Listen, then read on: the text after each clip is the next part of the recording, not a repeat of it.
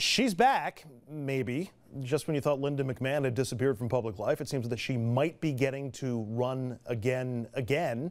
The two-time Senate candidate from the state of Connecticut spent $100 million on 2 unsuccessful campaigns for the U.S. Senate. The former chief executive of the WWE appears as though she's making moves towards another run. Greenwich Times reporting that the state Republican Party is quietly gauging her interest in running for Congress in the 4th District in 2014. That seat currently held by Democrat Jim Himes. McMahon, however, says she has no plans of running, but this piece of news got us to thinking about the self-funded candidate.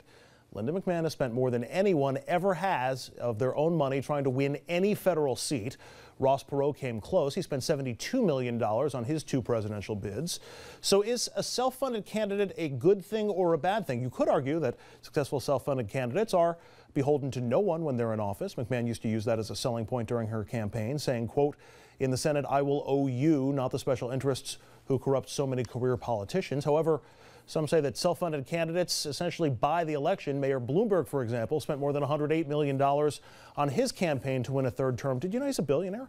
His opponent, Bill Thompson, had to rely on donations and public matching funds. He spent less than 1/10 of Bloomberg's total. Oh, and if you think this is just in a vacuum and it's just Linda McMahon we're talking about, there's another billionaire who wants to be mayor right now. John Catsimatidis is running for the Republican nomination. He's got more than $1,000 million in the bank, too. He's worth more than $1 billion. $3 billion is his net worth. That's from Gristedes, right? He's the owner of Gristedes. All right, so first of all, does it help you win? There's plenty of evidence that it does, plenty of evidence that it doesn't.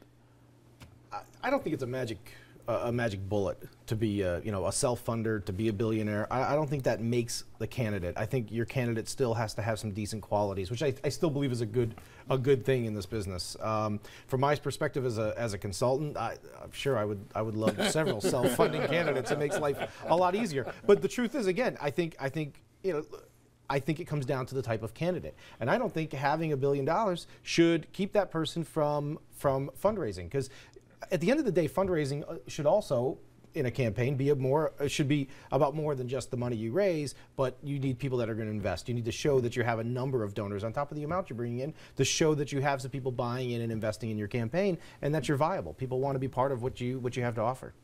It can't. Go ahead. No. I would just say the message always comes before the money. History is replete with self-funded candidates, millionaires, billionaires who've run and lost. And I would also say, what's interesting is that if you look at the Bloomberg-Bill Thompson race, Thompson spent 1/10 of what Bloomberg did, and still only came within 4 points of the mayor. Mm-hmm. So that shows you, there are so many other factors to consider. Likability is still the most prominent, I would think, no matter how much money you have. I would agree with what's been said.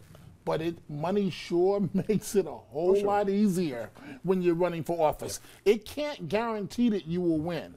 Because for all the money that Bloomberg has, if Fernando Ferrer and Mark Green in the New York City race for mayor didn't kill each other, Bloomberg would have never been elected. We would have never heard of Michael Bloomberg as a candidate. But let me tell you, Andrew, I've seen Bloomberg write some of the checks. It will blow your mind, the money that this man has. If he needs a helicopter for a commercial, first of all, he already owns his own helicopter. But I've seen him literally just buy things. Mm-hmm. His consultants come to him and say, "Mr. Mayor, we need $250,000. And he goes, "Okay, why are you bothering me?" An exact word.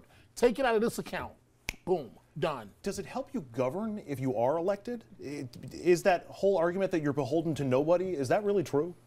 To some extent, but then there are, me being this PhD student now, there are these governing coalitions and there's electoral coalitions, right? Go on, doctor. It helps you govern. It does help you govern in the sense that it actually, you have a group of people who can talk to you, that know your language, you know their language. And we're talking about people who are like permanent government, the developers, the union leaders to some extent, the foundation heads. He can talk their language. He can get them to do something that he's actually done quite a bit and get them to write checks to support the city.